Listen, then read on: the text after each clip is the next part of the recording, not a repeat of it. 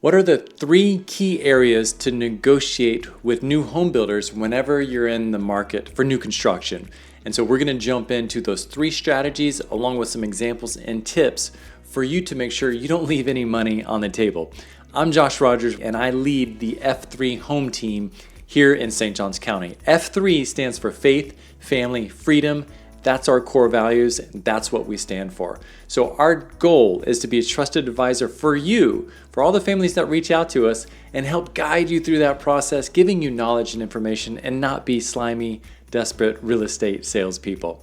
So I hope by watching these videos, we establish some trust, and you will take that next step to reach out to my team and I so we can jump in and help be that guide.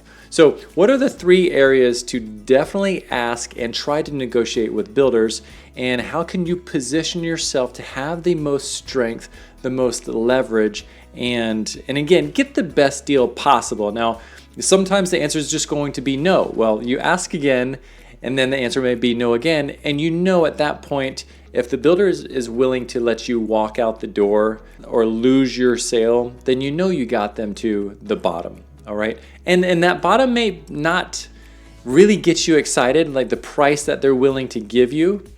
It may not get you excited, but at the end of the day, you'll know that you got them as low as they will go. And if this is a home for you and it's gonna fit your goals and your needs, then buy the home, okay? Because home is where life happens and life doesn't stop. And we don't want to put that on pause because of our pride and our ego trying to get the best deal possible. Sometimes we sabotage ourselves, right? I know I do that. And then my wife gives me the evil eye and I'm like, okay, stop it with the ego and let's just focus on the finish line. Okay, first and foremost, we'll jump into the items to try to negotiate. The easy and obvious one is price, but I want to give you the right approach and strategy and angle when you talk about price. The second one would be costs and fees, closing costs and prepaids. The third category is interest rates. The fourth category would be options and upgrades. So first and foremost, let's just position it this way. When you're dealing, and I worked for a new home builder. I'm choosing my words carefully just because I don't want to steer you wrong. That's why I'm kind of thinking really quickly.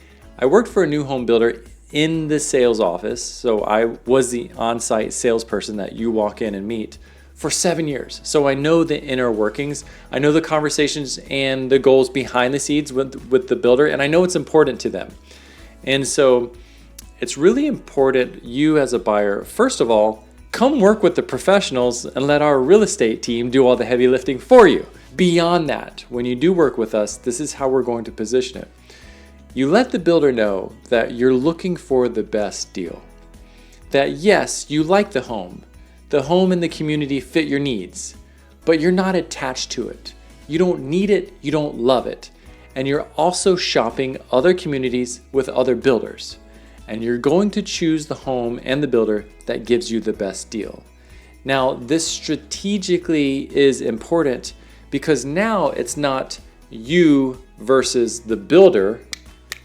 We've actually positioned it to where it's builders competing against builders for our business. This is going to take the pressure off of you and make the whole process and journey very different in a good way. So you just communicate that to the salesperson to start off with. Okay, so first when it comes to price, you have a far better chance of getting them to waive the lot fee, discount the lot fee, or do something with the lot fee itself rather than the actual base price off the house, okay? And that's only part, like the price of the house, that doesn't really move the needle in a major way in any of the areas. So in my recommendation, if you're going to focus in on really negotiating something that moves the needle in a massive way, I would recommend pausing on the price and actually asking for them to pay all, this language is very important, all your closing cost, all the closing cost, and all the prepaids. That means you're not responsible for any fees associated with closing or prepaid taxes and insurance. This is along the lines of say $15,000. And it's actual real money, it's real fees that you'll have to pay for at closing. So it comes out of your bank account. It's not monopoly money, it's not fake money.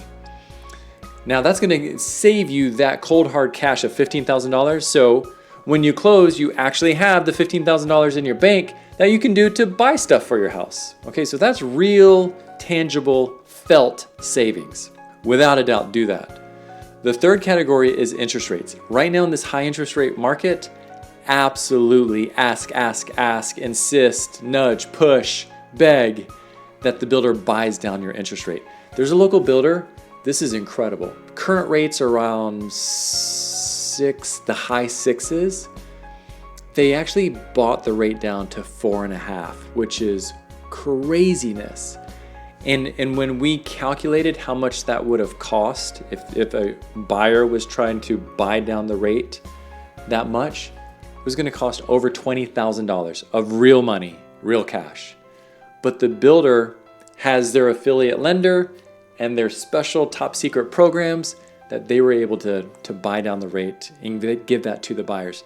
That hands down is going to have the highest impact on your monthly payments and over savings over the life of the loan. So if it were me, I would go in with the builder asking for 3 terms of negotiations, waive the lot fee, pay for all the closing costs and all the prepaids, and buy down the rate. Now, fully expect them to come back and say, no, but we'll do this, this, and this. You know, at that point, it's a ping pong match. You know, you hit the ball over, they hit it back, you hit the ball over, till they say no, and at that point, buy the house. Again, protect yourself from our ego sabotaging us from the real finish line. Now, let me also say this. If you really want the wind at your back, then at the end of the month is a fantastic time to go in and try to get the best deal. At the end of a quarter, their fiscal quarters, absolutely a great time to go in and get the best deal. And then the most powerful is the end of their fiscal year. So you can search the companies and find out when the end of their year is. We know all of them because that's when they're really driving sales and they're willing to make deals happen so they can hit their numbers. Because so many of the powers that be, their bonuses are paid out on hitting numbers, and they'll do things that they will not do the rest of the year. So that's a key strategy. And then the other key strategy is you're gonna have far greater chance of getting really good deals on inventory homes. Inventory homes are fully completed homes that are not yet sold and they're just sitting. And so that's where you're gonna be able to really back up the truck and win in a big way. So in a perfect world, the end of the fiscal year on an inventory home, we've seen price slashes like up to $60,000 with all the perks. And so one last bonus I just want to share with you that you can try for is ask for upgrades. So I love these 2 easy upgrades, maybe 3. Screen in the lanai. If the home doesn't already come with a screen lanai, ask them to do that for free. It's for free for you, it's not free for them. And to screen in a regular lanai, that's anywhere from $2,000 to $4,000 of real money. And that's something you can enjoy right when you move in. So ask for a screen lanai, and then you could ask them to fence the yard. That's a big expense, but depending on the situation, the time, the market, I've seen builders fence in yards. That'll save you $9,000. Another easy win would be to epoxy the garage floors. Yeah, it kind of sounds trivial or silly, but epoxy floors are really, really nice in the garages here, and no better time to do it than before you move in. And so let me just finish with this. Everything depends on the current market, supply and demand. If you're looking at an incredibly hot neighborhood that's just firing on all cylinders, you know, a lot of people coming in, a lot of people writing contracts, it's very likely you're not going to get anything. If anything, you'll be lucky that the builder is offering an incentive. And so just guard yourself, because if you want the best of the best never goes on sale. Now, maybe you find a community that it checks all the boxes for you and their sales are slow, or maybe their traffic of customers walking in has slowed down and they're not hitting their numbers, they're missing the numbers, that's when you'll see some juicy incentives and also opportunity to negotiate.